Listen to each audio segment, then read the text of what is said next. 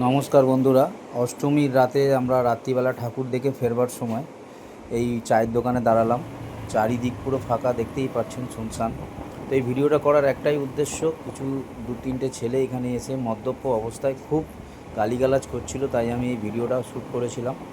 তো আমি ছেলেদের ছবিগুলো দিলাম না, কারণ তারা বেরিয়ে গেল, তাই জন্য আমি ছবিটা দিলাম না। তাই গোপনে একটা ভিডিও করছিলাম এই কারণে, যাতে কোনো রকম যদি অশ্লীলতা করে তখন সেইভাবে অ্যাকশান নেওয়া যাবে, সেই কারণে ভিডিওটা করছিলাম। আর দেখতেই পাচ্ছ রাস্তায় পুরো ফাঁকা, একদম চারিদিক ফাঁকা। আমরা যাচ্ছি, ভোর তখন 3:30 পৌনে 4টে বাজে। রাস্তার ধারে কিছু টিকটকাররা বা কিছু ইউটিউবাররা এই ভিডিও করছিল।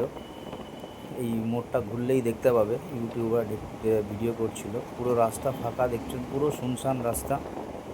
ওই যে দেখুন ইউটিউবাররা ভিডিও করছে এখানে।